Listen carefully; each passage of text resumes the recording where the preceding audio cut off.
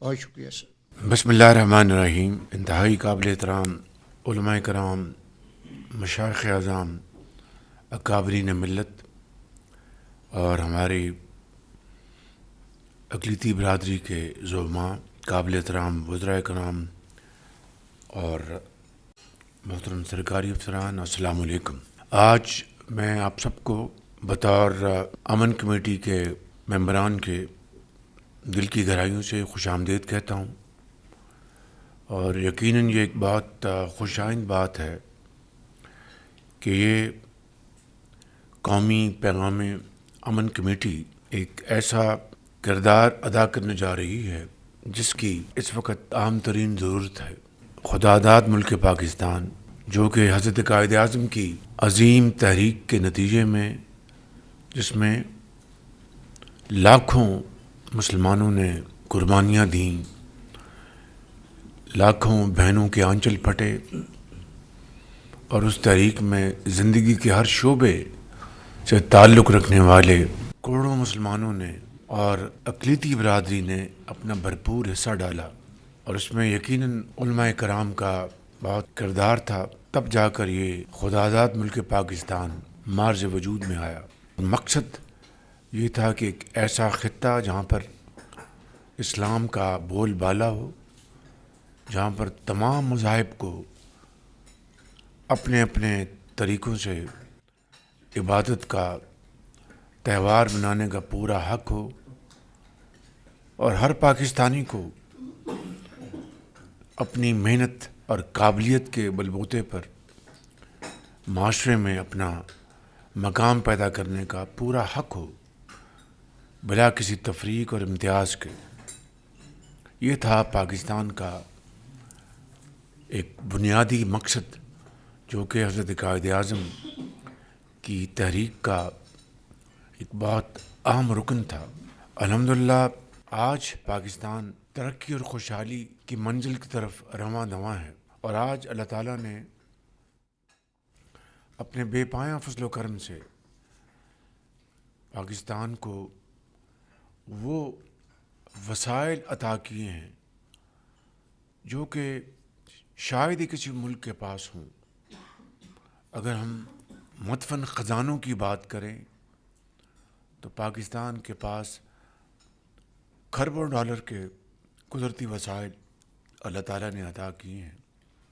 اور جس کو ہم اگر استعمال کریں تو ہمارے تمام جو مسائل ہیں ختم ہو جائیں گے۔ اگر ہم یہ فیصلہ کر لیں کہ ہم پاکستان کو صحیح معنوں میں ایک رفاہی مملکت بنائیں گے، ہم نے اس ملک میں غربت، بے روزگاری کا خاتمہ کرنا ہے، قرضوں سے نجات حاصل کرنی ہے، تو میں بلا خوف تردید کہہ سکتا ہوں کہ یہ کام مشکل ہے، ناممکن نہیں ہے، مگر اس کے لیے ہمیں وہ طریقہ، وہ اسلوب اختیار کرنے ہوں گے جس کے لیے یہ پاکستان مارز وجود میں آیا تھا۔ آج اگر آپ ایک مختصر جائزہ لیں تو مئی 2025 میں ایک معرکہ ہوا جس کے نتیجے میں افواج پاکستان نے ہندوستان کو شکست فاش دی، اور ایک ایسا سبق سکھایا کہ وہ رہتی دنیا تک بھولے گا نہیں۔ اور اس کی وجہ کیا تھی؟ اللہ تعالیٰ کی نصرت، اس کا بے پایاں فضل و کرم، اس کی کمال مہربانی، اور افواج پاکستان کی جرأت، ان کی اعلیٰ ترین ٹریننگ اور بہترین ٹیکنالوجی، اور یقیناً اس کو لیڈ کیا ہمارے فیلڈ مارشل سید عاصم منیر نے، اور 24 کروڑ عوام کی دعاؤں سے اللہ تعالیٰ نے ہمیں ایک عظیم فتح سے نوازا، جس کا ہم جتنا بھی شکر ادا کریں کم ہے۔ اور اب ہم ترقی اور خوشحالی کی منزل کی طرف تیزی سے آگے بڑھ رہے ہیں، مگر آج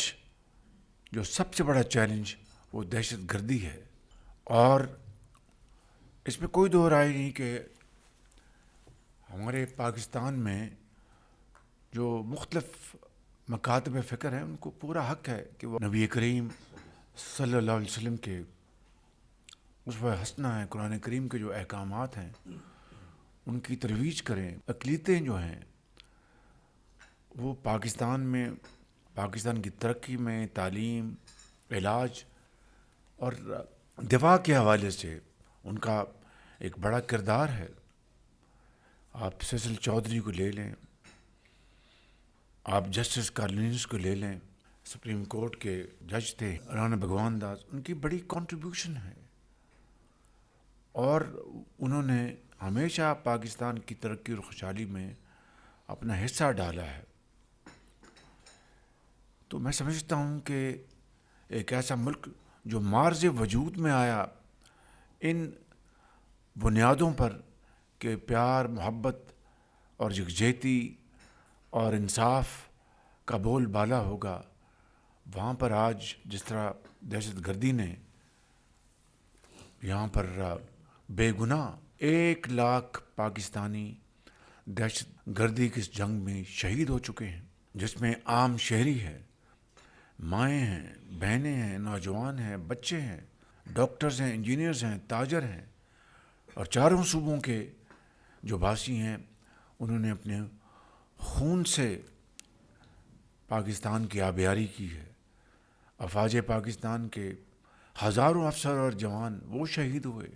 پولیس کے، رینجرز کے، اور میں سمجھتا ہوں کہ یہ ایسی قربانی ہے جس کی تاریخ میں اس کی دوسری مثال نہیں ملتی. دنیا کو پاکستان کا شکر گزار ہونا چاہیے کہ انہوں نے اتنی عظیم قربانیاں